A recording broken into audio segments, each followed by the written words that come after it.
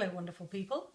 Today we're going to be looking at explaining the voices in your head, which makes me kind of giggle just thinking about the madness that is inside our head most of the time. Recently I've done a number of coaching sessions and it just seems to be a theme that seems to be coming up, so I thought it was something that was worth sharing with you as well. And that there's a number of different voices in our head. We don't always separate those voices. We just think it's us talking to ourselves.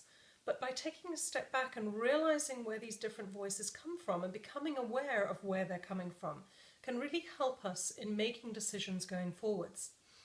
So at the moment I'm only really going to talk about two voices. I might in time find out there's many more, but for now, two are very apparent and those are the ones I'm sharing with you. So the one comes from ego, and the ego is a mechanism that we've developed to keep us safe. So when you step into a new situation and you're sure of yourself, you know where you want to go or what decision you want to make or whatever, and then all of a sudden you listen to somebody else and you listen to somebody else and doubt starts creeping in and you start to question your own judgment and you start to think that maybe you don't know everything. Those things generally, from what I can gather, come from an ego-based thought process. It comes from fear. It comes from a feeling that you lack something, that there's something wrong with you or fundamentally not right. Now, the other type of thinking comes from your higher self. It comes from what you know to be right for you. And we aren't taught to listen to this part of ourselves. And funnily enough, I actually spoke about it, a little bit about it, in the vlog last week when I spoke about making strategic choices versus heartfelt choices. And this really just takes it up to another level of where those thoughts come from that make those decisions.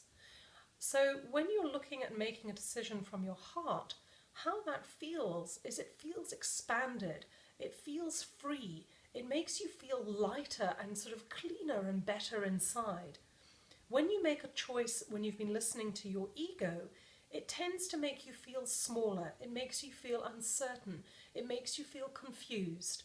So just by learning the subtleties of the voices in your head, you can start to choose which one you want to listen to. And I'm not saying you should always listen to the heart-based ones, or that you should think that the ego ones are evil. Sometimes it's right to listen to your ego-based decisions, but what you need to do is understand the difference. So when you see yourself being pulled down an ego-based decision-making process and it doesn't fit the situation, then you can make a choice to step into a heart-based one.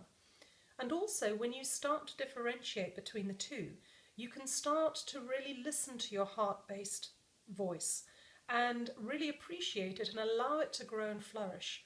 And then it will guide your life, and your life will be filled with all the things that you love and really appreciate, and the things that expand you and make you feel fulfilled. So I hope this has helped you, and I hope it's been of value.